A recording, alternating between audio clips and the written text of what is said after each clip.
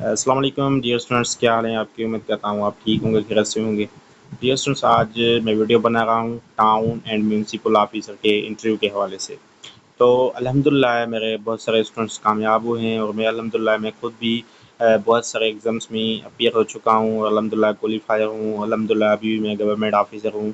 तो इसी हवाले से मेरा जो एक्सपीरियंस है और जो मेरे फ्रेंड्स स्टूडेंट्स के इंटरव्यूज़ हैं, उसके सारे मेरे इंटरव्यूज़ के क्वेश्चंस मिलाकर मैंने एक टोकन क्वेश्चंस के नाम से पीडीएफ बनाया है, जो बिल्कुल आपको मिल सकता है। इसमें टॉप 300 ये टोकन क्वेश्चंस हैं जो बहुत सारे इंटरव्यूज़ में पूछे गए हैं या अभी चांसेस हैं कि पूछे जाएंगे। तो वो क्वेश्चंस स्पेशली मेरा फोकस अभी टाउन एंड म्यूनसिपल ऑफिसर पे है। उसमें जो क्वेश्चंस पूछे जा सकते हैं उसके हवाले से मैं आपको बताऊंगा। और इसमें बहुत सारे जो एमसीक्यूज़ हैं, जो क्वेश्चंस हैं टोकन क्वेश्चंस, वो सिंध पब्लिक के इंटरव्यूज़ के इंक्लूडेड हैं, वो पूछे गए हैं। तो ये लाजमी है कि कुछ ना कुछ रिपीट होंगे। 100% श्योरिटी देता हूँ कि लाजमी रिपीट होंगे, ठीक है। ये नहीं कहता हूँ कि 100% जो है क्वेश्चंस रिपीट होंगे, लेकिन कुछ ना कुछ रिपीट होंगे। 50% हो सकते हैं, 70% हो सकते हैं, वो आपका नसीब है, ठीक है। लेकिन आपको मेहनत करनी चाहिए, स्टडी करनी चाहिए। ये नहीं करना चाहिए कि मैं इंटरव्यू के लिए तैयारी नहीं करता हूँ या मेरी तैयारी नहीं है तो मैं अपीयर नहीं होता हूँ। तो ये कोई भी ऐसा क्लेम ना करें। आप मेहनत करें, स्ट्रगल करें। और रिटर्न की मार्क्स कुछ भी नहीं होती। जब इंटरव्यू होता है तो मेन वही होता है। जब आपका इंटरव्यू बहुत अच्छा हो जाता है, अगर आपके रिटर्न में मार्क्स कम है तो फिर भी आपके लिए कोई इशू नहीं है, आपकी सिलेक्शन हो जाएगी। तो आप कोशिश करके इंटरव्यू की तरफ आएँ और मेहनत करें। तो आज के वीडियो में सबसे पहला जो क्वेश्चन है वो सिंथेटिक रिसर्च कमीशन में ये पूछा गया है। बहुत से एग्ज़ाम्स के इंटरव्यूज़ में, स्पेशली जो सीसी के होते हैं, वो भी तो म्यूनसिपल ऑफिसर के कैटेगरी के ही होते हैं ना, 17 स्केल के होते हैं और 16 के। तो उसमें ये क्वेश्चन पूछा गया था कि वेयर इज़ कीनिया। तो कीनिया ईस्ट अफ्रीका में है, ये क्वेश्चन भी किया जा सकता है। वेयर इज़ पाकिस्तान, ठीक है, तो पाकिस्तान साउथ एशिया में है। ऐसे क्वेश्चन भी पूछे जाते हैं। उसके बाद एक ये क्वेश्चन पूछा गया था UNRWA का फुल फॉर्म क्या है। तो इसका फुल फॉर्म है United Nation relief and works agency for फलस्तीन रेफ्यूजीज इन नियर ईस्ट, ठीक है। इसका ये फुल फॉर्म है। ये एक यूएन एजेंसी है जो सपोर्ट करती है रिलीफ एंड ह्यूमन डेवलपमेंट फ़लस्तीन रेफ्यूजीज़ की, ठीक है। इसका हेड क्वार्टर कहाँ है?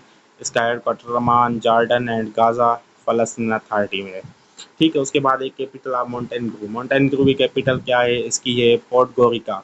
पोर्ट गोरिका इसकी कैपिटल है। फिर ये क्वेश्चंस कुछ इकोनॉमिक टर्म्स हैं, वो भी इंटरव्यूज में पूछे जाते हैं। और अभी भी आपको बताया कि कंट्रीज में इकोनॉमिक इश्यूज चल रहे हैं, तो ये लाजमी क्वेश्चन होगा। इकोनॉमिक से रिलेटेड, इकोनॉमिक प्रॉब्लम से रिलेटेड क्वेश्चन लाजमी होगा।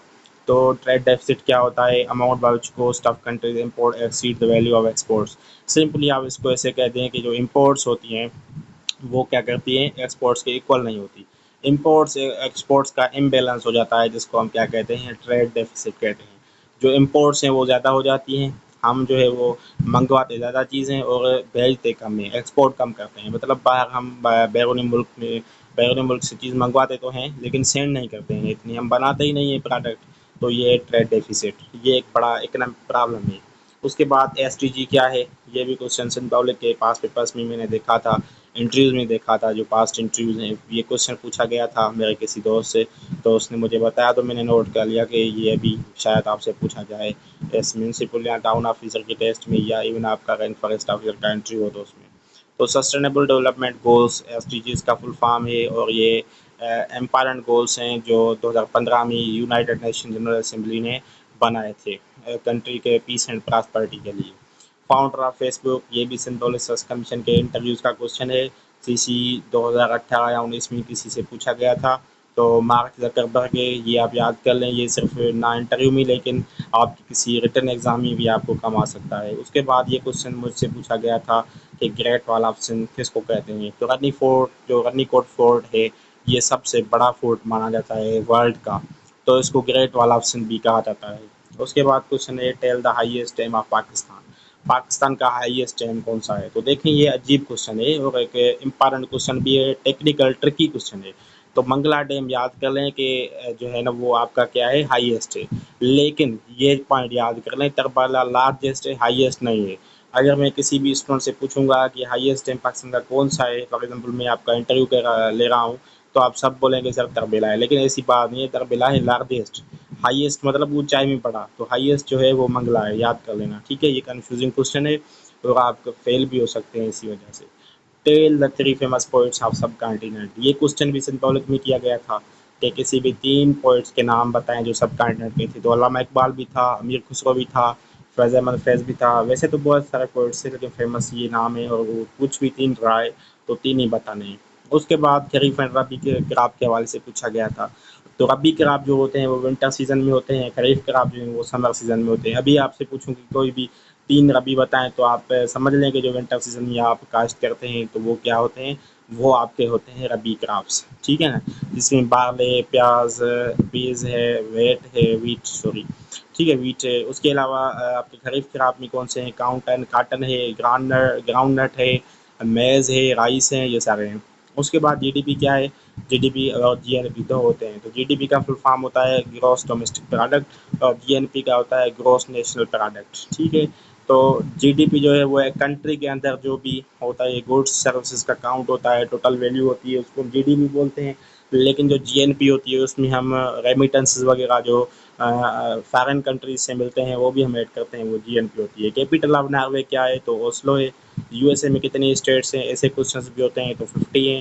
हेड क्वार्टर ऑफ नेटो कहाँ पे है, ब्रसल्स बेल्जियम में है। कैपिटल ऑफ पेरू क्या है, लेमा है। तो ये कुछ क्वेश्चंस थे जो आज मैं आपको इंटरव्यू के वाले से मैंने आपको बताए हैं। इंशाल्लाह नेक्स्ट वीडियो में मैं और क्वेश्चंस लेके आऊँगा इंशाल्लाह। और भी आपको मैं 100% कोशिश करूँगा कि इसी चैनल पे तैयारी करवा लूँ इंटरव्यू की। लेकिन अगर किसी को ये फ़ाइल चाहिए तो ये बिल्कुल पेड फाइल है, बिल्कुल अफोर्डेबल इसकी चार्जेस हैं, आपको ये पीडीएफ में मिल जाएगा एंड 100% आपको गाइडेंस मिलेगी। इंशाल्लाह आप इंटरव्यू क्वालिफाई कर पाएंगे। अगर आपको इंटरव्यू के लिए टोकन क्वेश्चंस के अलावा भी प्रिपरेशन के हवाले से कोई कन्फ्यूजन है तो हमारे सेशन को भी ज्वाइन कर सकते हैं, और मेरे इसी चैनल को सब्सक्राइब करें और प्ले लिस्ट में जाएँ। इस पर भी एक इंटरव्यू लिस्ट बनी हुई है, उसमें भी तकरीबन मेरे जो इंटरव्यूज़ मैंने दिए हैं वो सारे मैंने अपलोड किए हैं। मेरे स्टूडेंट्स के इंटरव्यूज़ हैं वो भी मैंने अपलोड किए हैं। तो इंशाल्लाह आपको अच्छी तरह से गाइडेंस मिल जाएगी एंड इंशाल्लाह 100% मैं श्योरिटी देता हूँ कि अगर आप अच्छी तरह से देखते हैं तो इंशाल्लाह आप क्वालिफाई करेंगे। थैंक यू, अल्लाह हाफिज़।